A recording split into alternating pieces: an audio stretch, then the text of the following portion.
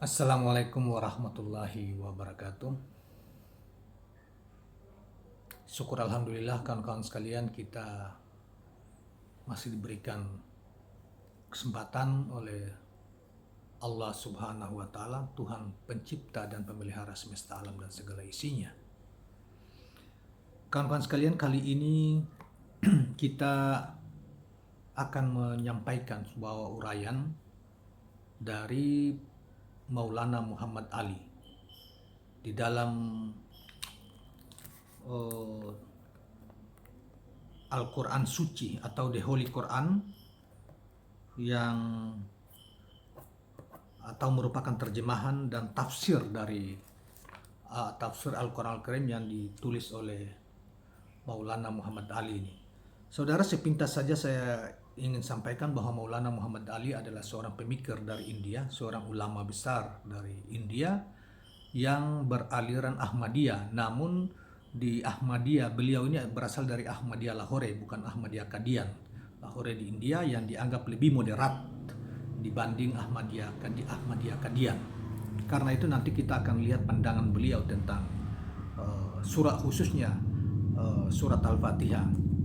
Saudara sekalian, sebelum beliau menguraikan di dalam terjemahan dan tafsir Al-Qur'annya, The Holy Quran atau Al-Quran Suci ini, sebelum dia menguraikan beberapa kata kunci di dalam surat Al-Fatihah atau sekaligus menafsirkan, didukung oleh berbagai penjelasan yang diberikan oleh para ulama-ulama di masa yang lalu, tetapi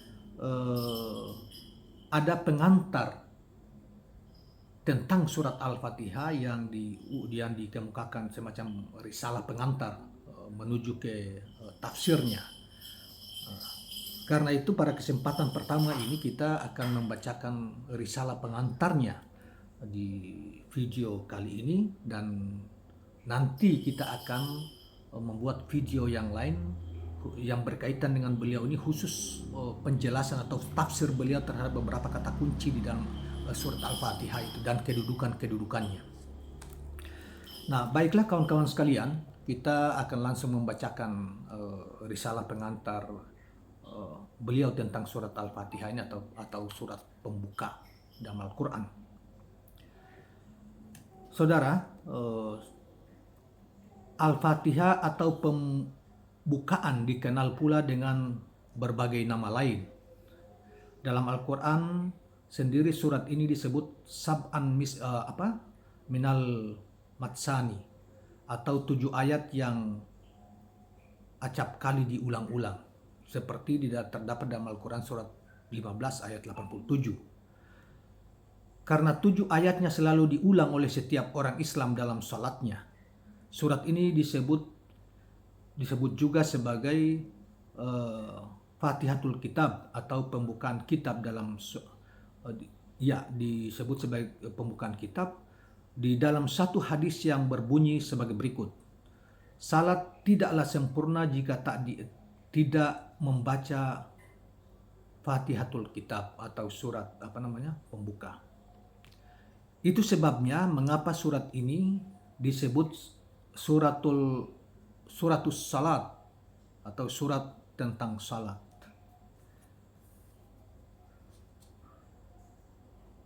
Karena surat ini tak boleh ditinggalkan dalam tiap-tiap salat, baik yang dilakukan bersama-sama, berjamaah maupun sendiri-sendiri.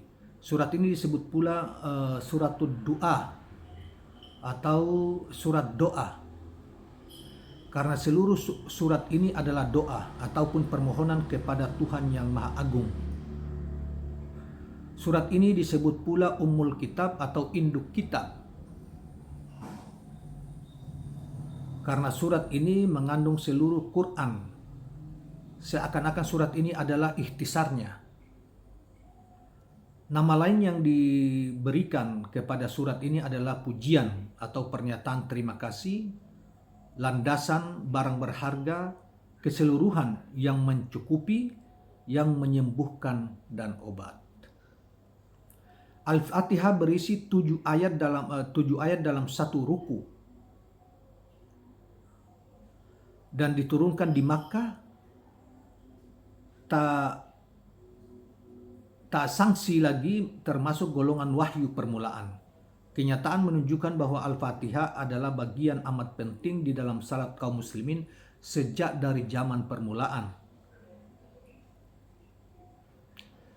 Tatkala salat mulai diwajibkan dan banyak bukti yang menunjukkan bahwa salat itu kewajiban yang mula-mula sekali dikerjakan sesudah bitsah Nabi.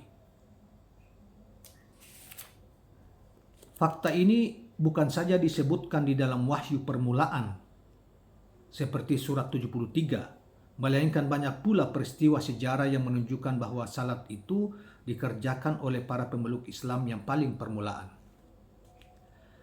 Surat ini diawali dengan kalimat Bismillahirrahmanirrahim yang mengawali pula 113 surat yang lain.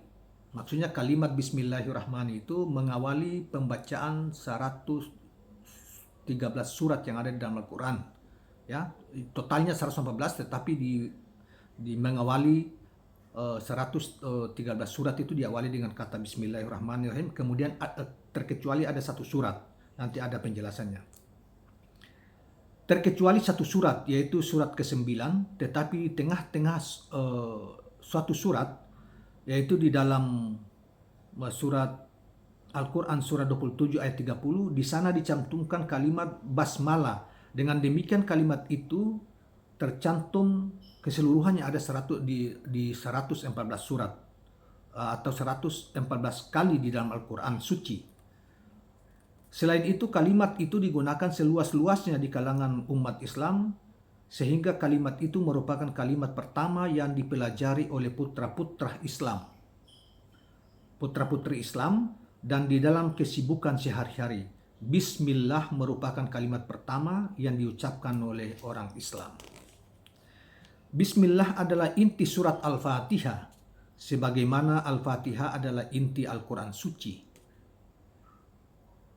Dengan memulai tiap-tiap urusan penting dengan Bismillah, orang Islam membuktikan di tengah kesibukan sehari-hari bahwa sikap batin yang benar terhadap Tuhan seru sekalian alam ialah bahwa ia harus selalu berusaha memperoleh pertolongan Tuhan yang Maha Kuasa, sumber segala kekuatan. Dengan demikian iman kepada Allah diwujudkan dalam praktek oleh orang Islam dengan cara yang tak ada taranya di dalam sejarah agama manapun. Sebagai doa, Al-Fatihah mempunyai arti yang amat penting. 7 ayatnya yang diulang-ulang berkali-kali merupakan doa bagi tiap-tiap orang Islam agar terpimpin pada jalan yang benar. Sekurang-kurangnya 32 kali sehari. Oleh karena itu, Al-Fatihah bagi orang Islam mempunyai arti yang jauh lebih besar daripada doa. Saya ulangi. Al-Fatihah bagi orang Islam mempunyai arti yang jauh lebih besar daripada doa, dalam antara petik Bapa kami bagi orang Kristen. Masih ada lagi perbedaan yang lain. Orang Nasrani diajarkan supaya memohon datangnya kerajaan Allah. Sedangkan orang Islam diajarkan supaya berusaha memperoleh tempat yang baik di dalam kerajaan Allah,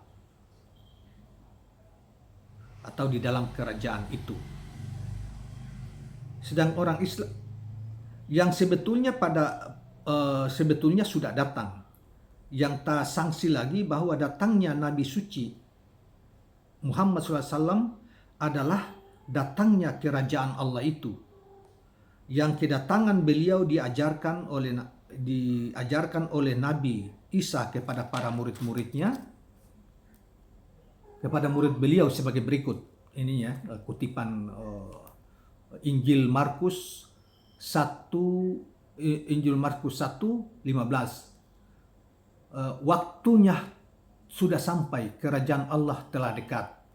Itu di dalam Injil Markus. Nabi Isa menyampaikan kepada murid-muridnya di dalam Injil Markus 1:15. Doa yang terkandung di dalam surat Al-Fatihah adalah yang paling mulia di antara sekalian doa dalam agama apa saja atau agama manapun. bahkan menduduki tempat yang paling atas di antara sekalian doa yang termuat di dalam Al-Quran suci. Para pencercah Al-Quran yang jumhur serempak memuji keunggulan doa itu. Surat ini terdiri dari 7 ayat. 3 ayat pertama menerangkan sifat Allah yang paling utama, yaitu Rabb, Ar-Rahman, Ar-Rahim, dan Maliki Yaumiddin, yang semuanya menyatakan keagungan dan terpujinya zat Tuhan. 3 ayat terakhir memberikan hasrat jiwa yang menyala-nyala di hadapan Tuhan yang Maha Pencipta untuk berjalan di jalan yang benar, tak menyimpang ke kanan maupun ke kiri. Adapun ayat di tengah menyatakan bergantungnya manusia dalam segala hal kepada Allah Subhanahu wa Ta'ala. Sifat Allah tersebut di atas adalah sifat yang membeberkan kemurahan dan kasih sayang Allah yang menyeluruh, dan kecintaan Allah yang tak terhingga kepada sekalian makhluknya.